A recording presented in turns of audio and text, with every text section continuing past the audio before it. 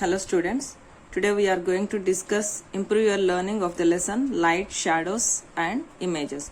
Look at the first question children here. Classify the following objects into transparent, translucent and opaque.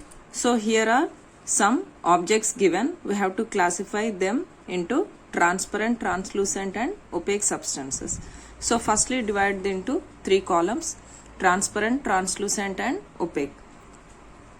So the objects given over here, see first one, transparent. When light is projected on it, it will pass through that substance. That substances are called transparent. Translucent, it allows only some part of the light to fall on that. Opaque, it does not allow the light to pass through these substances. So transparent are glass, spectacle lenses, window glass and air. Translucent are polythene cover, oily paper and water.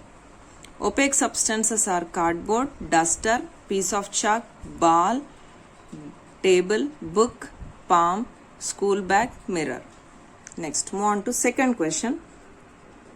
Hold a glass lamp at one end with your hand and stand in sunlight.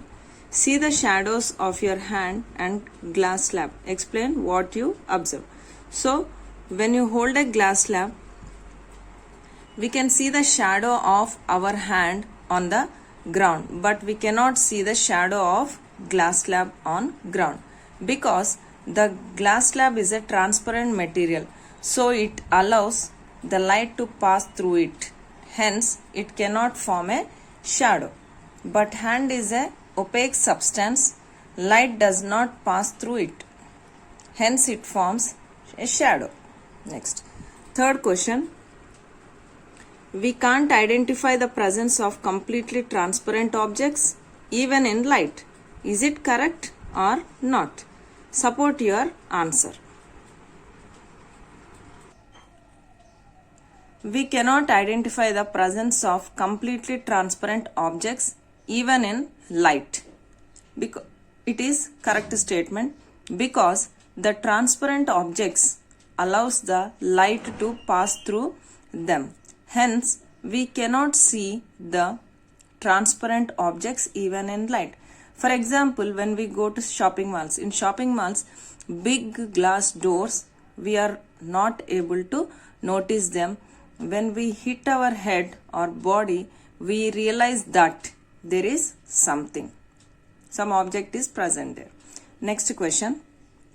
Fourth one. Why we can't we see objects which are behind us, which are present behind us, we cannot see. Why? See, to see the objects, light must fall on them and they must reflect the light. The reflected light must be seen by our eye. Then only we can recognize them. If the objects are behind us, there is no scope that the reflected light of those objects reaches our eye.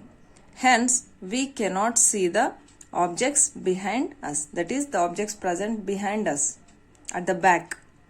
Next question. If we focus a colored light on an opaque object, does the shadow of the object possess color or not? Predict and do the experiment to verify your predictions. Colored light can be obtained by covering light glass with transparent colored paper. See. Fifth question. We have to perform an experiment for this. Aim to verify formation of colored shadow is possible or not. So, we will predict first. So, prediction is, as we observe in our daily life, all the shadows are black in color only. Hence, although colored light is used, the shadow will be black. So, experiment will perform. Take an opaque object, place it in the way of light rays of a colored source. To observe the shadow, arrange a screen behind it. See, like this. So, a colored light source is taken and an object here a flower we have taken, and on the screen when you observe the shadow of the object, it is black. The shadow formed is black on the screen, even though it is colored object and the light source is also colored light. So we get the shadow black over here like this. So now we'll write it. We can observe that shadow is black only, although the color of the light is blue. So what do we infer? The conclusion is shadows are always black irrespective of the color of the light source. So this is the conclusion. Next question. Between an electric bulb and a tube light, which forms sharp shadows of objects? Do experiment to find and give the reason. So here, sixth question. Here also, this is also experiment. To verify among tube light and bulb, which one of gives sharp shadows? Experiment. Take an opaque object and a screen. Take a tube light and an electric bulb and fix them separately at two different places. Now keep the object before the tube light and electric bulb and observe the shadows formed. We observe that the shadow in the tube light is sharp, whereas the shadow in the electric bulb light is lighter. This is because the tube light produces more efficient light and it has more illuminating power. As a result, it effectively gives the dark, sharp shadows. The illuminating power of the electric bulb is less and hence the shadow formed by it is not sharp. So this is the way where we can see with the tube light we form dark shadows and with electric bulb not sharp. Next, seventh question. What is required to get a shadow of an opaque body? So, shadows are formed when an opaque object obstructs the path of light. So, to form a shadow, generally we need a source of light and an opaque object. But to get a clear shadow, we need a screen also. So, we also need a screen. Next question, eighth one. How can you explain that light travels in a straight line? So this is also with an experiment we have to explain. Eighth one. So first A, to prove that light travels in a straight line. So the apparatus needed are pinhole camera, candle. Experiment. So firstly take a lighted candle, place it on a table and observe it through a pinhole camera. We can observe an inverted image of the candle in the pinhole camera. This is because of the straight line motion of light rays. So this is the pinhole camera. When we observe through the pinhole camera the candle, we find the image as inverted. This is why, because we'll explain here. So light which comes from the point at the top of the flame goes straight towards the bottom of the screen. And the light which comes from the point at the bottom of the flame goes straight towards the top of the screen like this. So the top line will go bottom and the bottom will go top, the light ray onto the screen. So in this way, the light coming in a particular direction from each point of the flame will be able to enter into the pinhole, and light going in other directions is blocked by the black sheet. This leads to the formation of an inverted image. So the conclusion is the formation of inverted image on the screen of the pinhole camera explains that light travels in a straight line. Next question. Ninth question. Explain what happens if the size of the hole in a pinhole camera is as big as the size of a green gram. Increase the size of the hole in pinhole camera and look at any object with that camera. What do you find? Write reasons for that. So, ninth question. If the size of the hole in the pinhole camera is as big as the size of a green gram, the object will not form a complete image of the object. When the size of the hole is big, more light rays enter the camera. As a result, some part of the object only seen in the camera.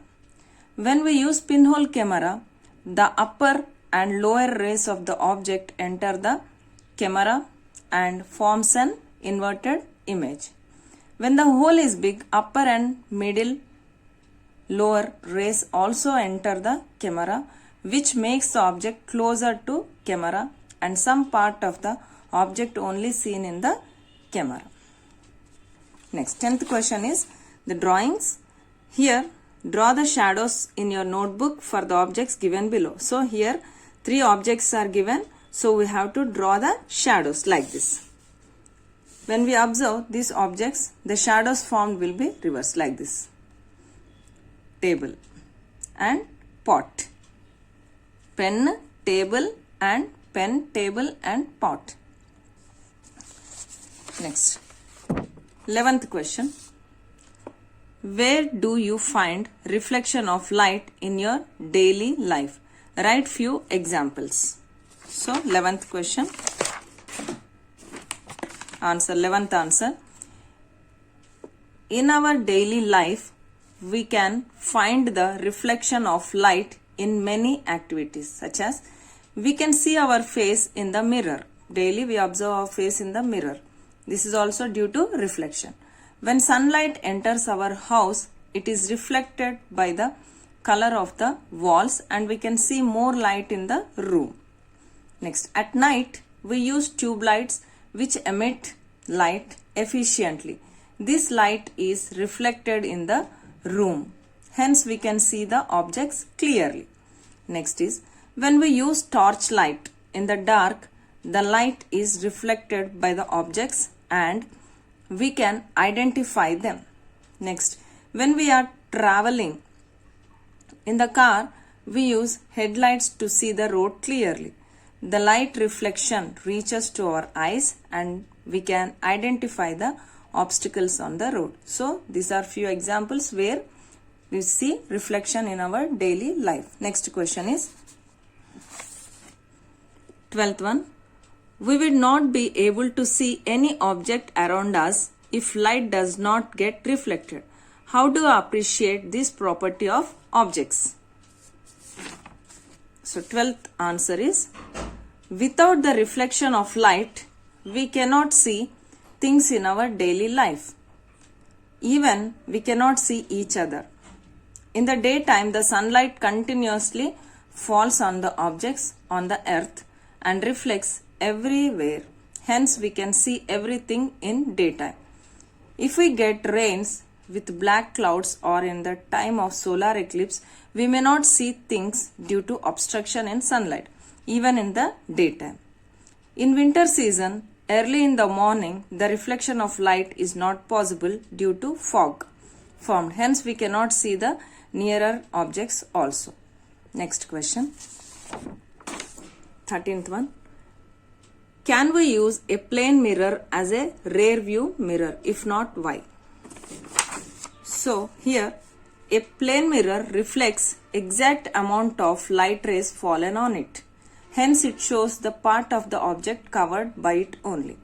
But the mirror used in rear view mirrors in vehicles must show the total part behind us. So, the plane mirror is not suitable for this. Hence, convex mirror is used as rear view mirror in vehicles. Next question. 14th one. A mirror is kept on the wall of your room. If your friend is sitting on a chair in that room, you are not visible to him in the mirror. How do you adjust your place so that you are visible to your friend in the mirror? Explain. So, here plane mirror has certain capacity to cover objects in the room. Formation of an image in a plane mirror depends on the size of the object, distance of the object and angle made with the mirror. If the object does not lie in the vicinity of the mirror, no image will be formed. So, to make our image visible in the mirror to the person, we must come into the vicinity of the mirror, so that our friend can see the image. Next question, 15th one. Why do we get shadows of different shapes for the same object? 15th answer. We can form different shadows using a single object. By adjusting the opaque object in the way of light, we can form the different shadows on the screen. For example, with a rectangular cardboard, we can make different shapes like triangle, circle, square, etc. This is due to straight line motion of light.